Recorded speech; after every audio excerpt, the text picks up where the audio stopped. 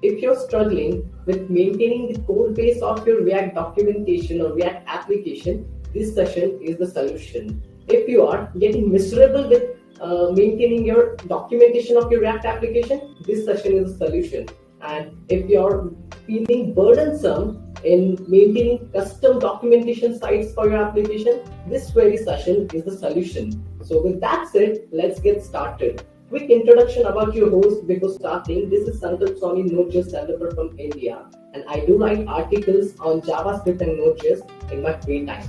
So the title for the event is Tools That Have Made React Documentation a Piece of Cake. So if to be more precise, it is open source tools that have made React documentation a piece of cake. Yeah, open source. So that makes it absolutely free. So that is cherry on the cake, right? So a lot of cake is going on over here. So now let's talk about the agenda of this session. What you guys will be gaining by the end of this session. One, you will have bunch of tools to document your React application on your table. And two, you will have practical knowledge, practical experience on documenting your React application using Dogsy. Alright, so with that said, without any further delay, let's get started.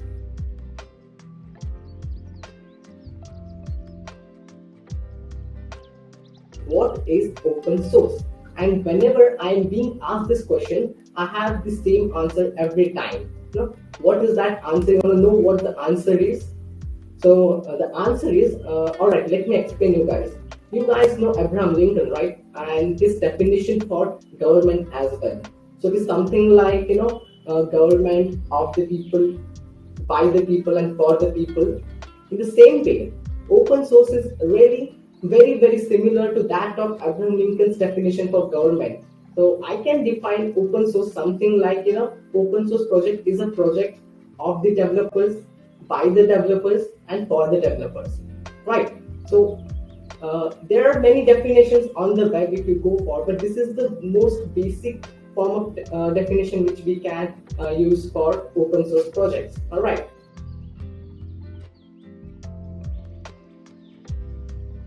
What is software documentation, right? So, and why the hell do we need that?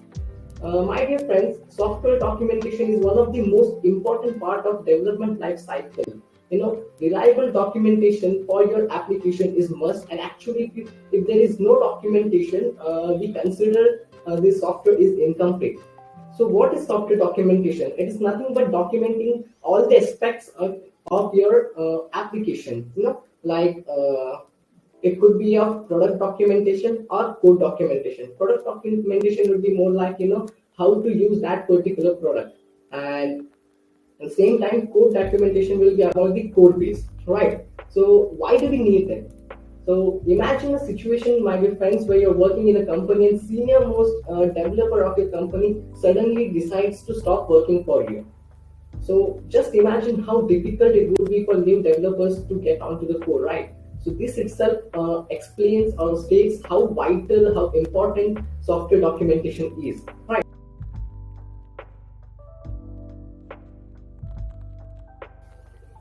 So yeah, now we will go to dogsy.site.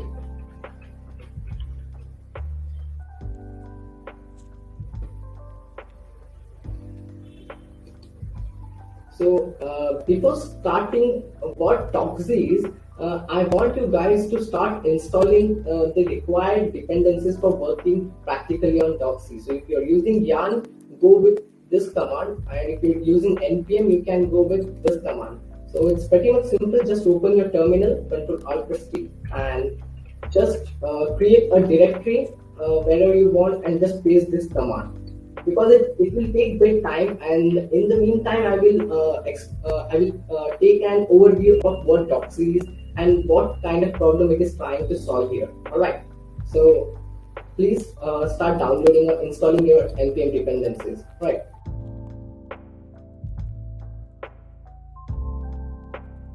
So what is Dogsy? So it's a tool for, of course it's a tool for documenting your React components. So actually Dogsy is built with Gatsby.js. Alright, so it makes it really huge, really rich with the plugins because of the huge community ecosystem of Gatsby.js, right? and it comes with zero configuration. So what does that mean? So we do not need to configure any additional files for adding Doxitor file. We can just add Doxitor code base, and we can, the documentation is ready. We will work practically in just couple of seconds, right? So it is easy to customize. Of course, it is easy to customize, and then one of the most core feature of Doxy is based on MDX. So what the heck is MDX is now? MDX is nothing but where you can write JSX in your Markdown file. Now, how beautiful that feature is, right? Writing JSX in your Markdown file, and it is also having TypeScript support. So with that said, I think now you have downloaded, installed your Doxy dependencies on your code. So let's start working practically on our Doxy, right?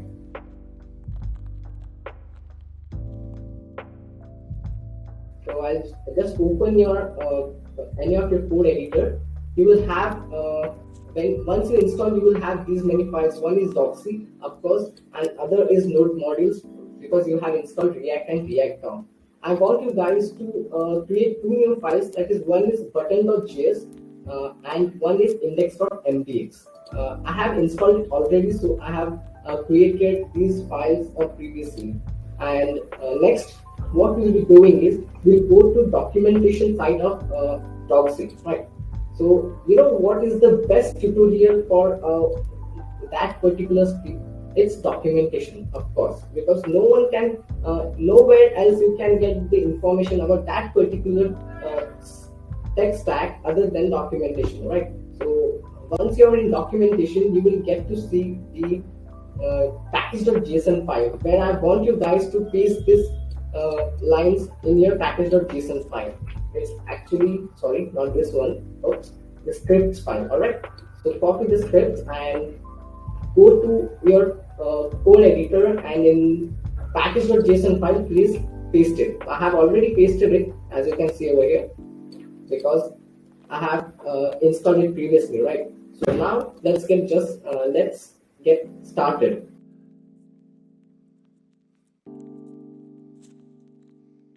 So first of all, we'll go to index.mdx file, and we'll write our first MDX lines over here to start with documenting our React components with Doxy. Right? So we'll just start with YAML files. Please follow me. I will explain everything once we complete this file, right?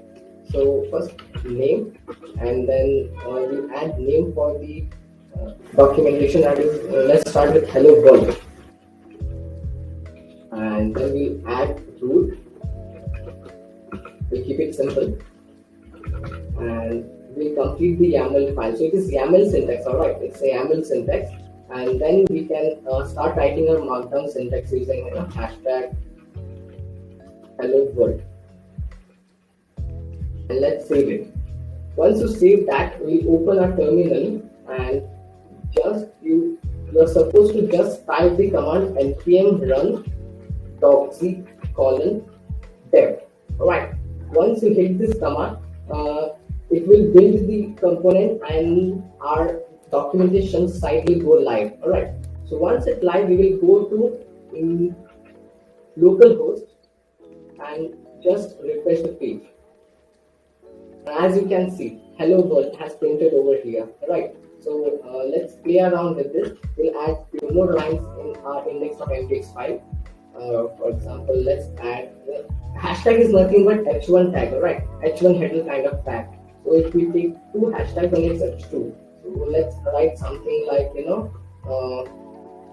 this documentation is generated by Doxy.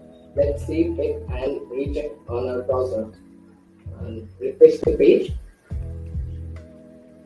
And it's taking a bit time.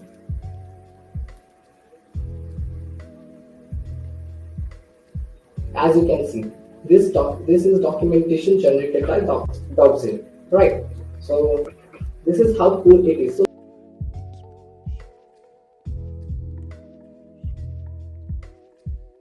let's start by writing some component in button.js file. So we will add a button component to our project directory. So let's start by adding it. We'll start with importing React, of course. Import React from React, and then we'll add our button component using constant const, and then button is equal to, we'll add to the props for the component, that will be children, and we'll add kind actually, and yeah. So let's return something from this component, and we'll return actually button tag. So button tag with kind of kind prop, and content will be children.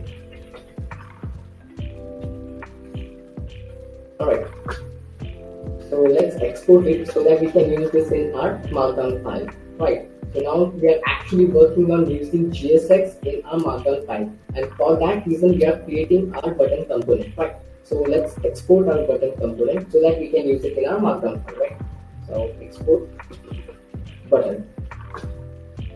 So that's it. Just a second.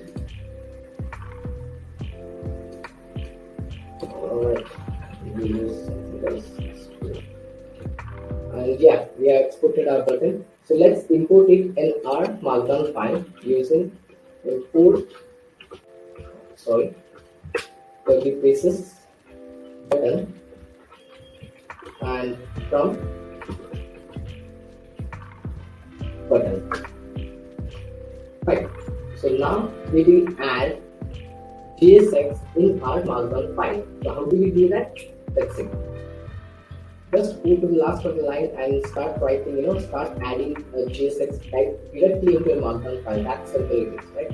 So starting with button, using on click, and we'll add some sort of alert over here. Alright, so we'll add alert and just click me in that alert. So yeah, that's it. And we end this alert actually, right? So click me, button again. So let's check what it will display on your documentation site. Refresh this page, and as you can see, we have successfully a rendered button on our documentation workspace or documentation site.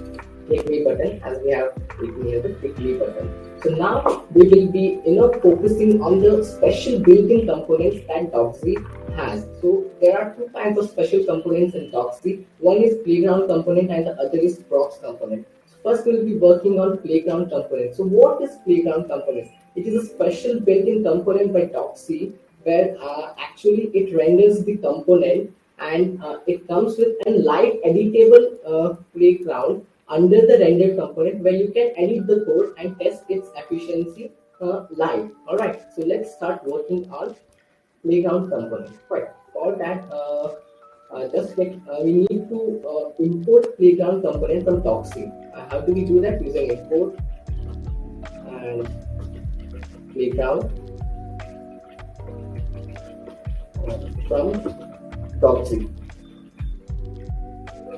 That's it, and we will use it at the end of the line, just to create another subheading using playground component, name it playground component, and syntax for playground component is damn simple. Just follow me, playground, and let's add button to this component.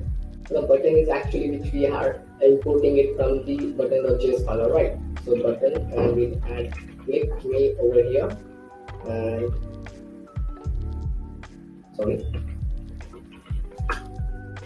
And let's add another button component over here, and here we add kind to it, which we added in button.js component file, right? So we'll keep it secondary, and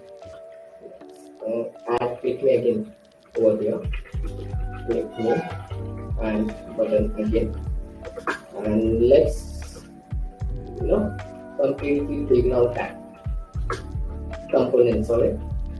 So save the file and let's refresh the browser and check if we are having any playground component in our documentation site or not.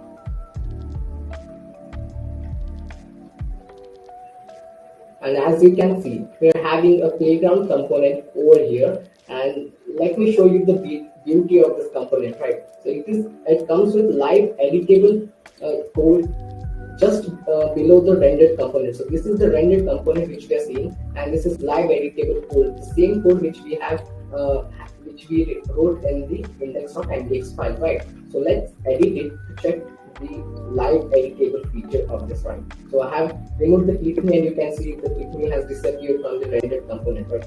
We'll add something like submit now, and as you can see, here is the submit. So this is the beauty of this Toxie, which makes different from the other tools. It comes with a playground component where we can edit our rendered component live and test its efficiency, right?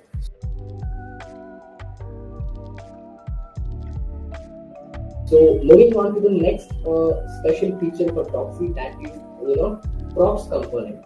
So what is props component? Of course, it is a special built-in component, but what does that do? So props component is a component which takes another React component and generates a neat formatted table of it, describing, showcasing the contents or the characteristics of that particular React component, right? So let's work on it.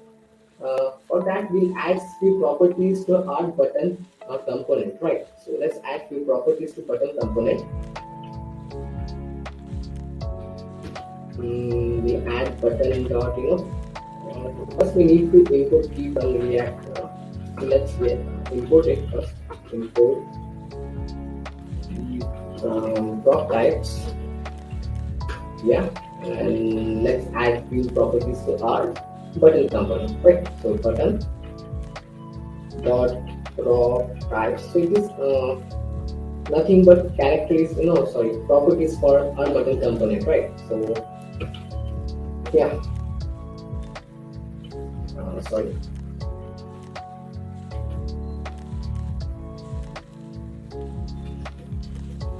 And in this we'll add kind to the properties. So kind is p dot off with few properties with square brackets, and let's add few properties for the button prototypes, right? So one is primary, secondary, and cancel. At the same time, we'll even add start. And yeah, so this is one property. Let's add another property. Button has more kind of default property. So button dot default props,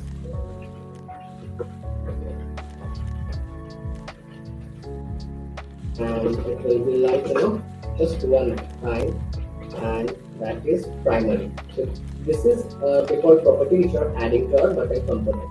Let's save both of these, and now we will import props component in our index.mdx file, that is a markdown file, right? So let's import props component,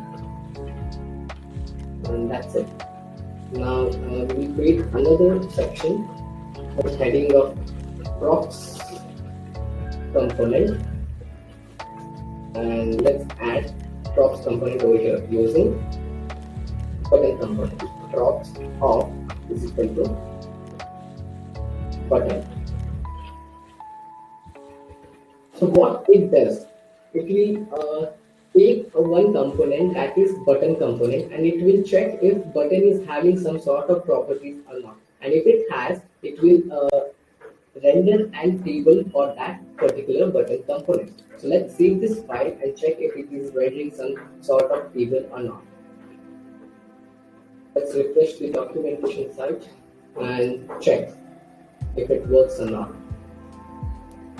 And as you can see, we are having props component section over here, and with the table of neatly formatted properties of our button component. As you can see, primary, secondary, cancel, and dark. These are the kinds of properties we have for our button component, and primary is here specially at the side because we have made a default property over here. As you can see, just a second, like I'll show you, right? So default props we have added kind primary, so that's the reason why we're having this over here, right? So now the specialty of this is we can even add comments to the comments to our properties, and it will render. It will also render in our props render component. So let's check that. We'll add few lines of comments over here.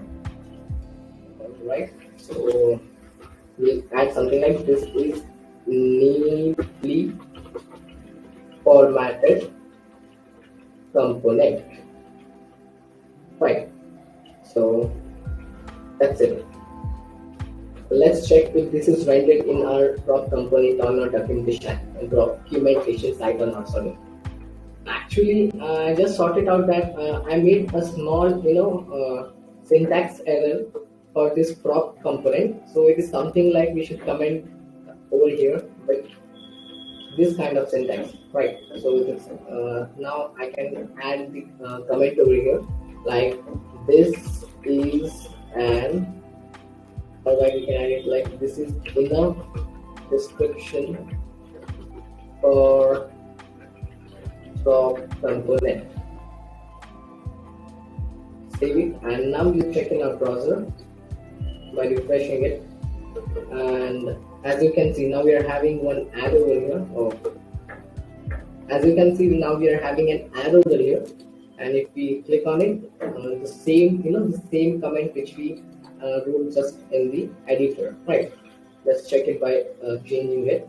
Now we'll add something like Boxy is rich with features like playground and props. Save it and refresh on your browser. And as you can see, Dogs is rich with features like playground and props has already displayed, right? So that's pretty much it about Doxy.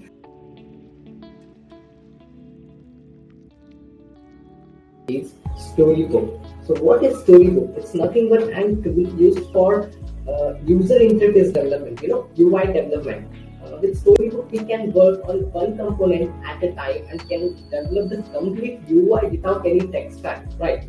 So it makes the process of developing UI faster, and at the same time it increases stability of that component and reliability of the component by isolating them. And at the same time, it's also scales them, right?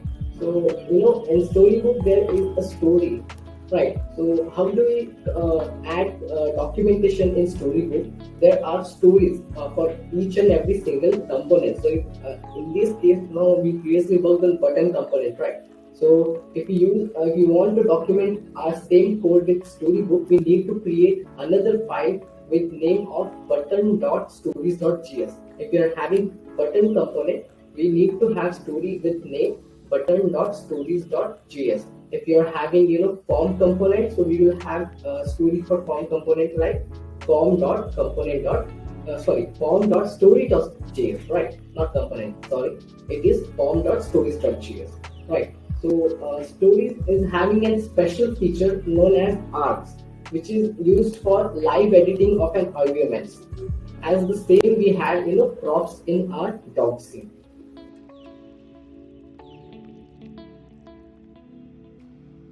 And next tool for documenting our React application is React Style Digest. It is an isolated React component development environment. This tool is of course used for React components, documenting your React components, and has various variations and states of components for testing those components, right? So it generates documentation for React components from our README files. Alright, it generates automatically from our README files, from our source code, and from our prop type declarations. Right. So it is a great tool for using. It even displays JS docs comment blocks from the components as documentation.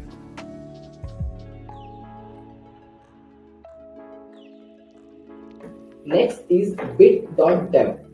Bit.dev is a way ahead tool, and it's not just about documenting, it's not just about documentation of your React application. It is a component-based user interface development.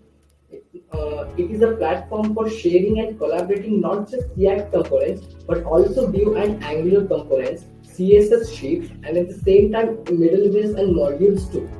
We can bind all the files and dependencies of our component using Bit and can run them on any application.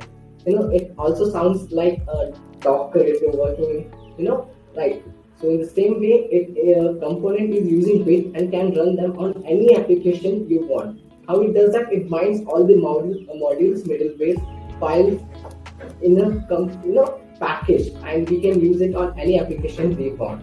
So we can integrate Bit with our components by tracking our files by Bit add command. This will add all of our files to special repository which is understood by Git. We can tag our components in Bit, which makes our components ready for reusable across all the platforms. It contains, it generates documentation. If you have any kind of JS docs or markdown file in your project, Bit will generate docs from those files automatically, right? And Bit parses comments from components and renders them as components documentation. All we need to do is write those comments in Markdown. That's it. If your project has any kind of test, testers will run those tests and build components in isolations and help us to get better stability, reliability of our components. So BitDev is a very advanced, tool, which we can't discuss everything about in this short session. We can take another session for bit.dev, specifically.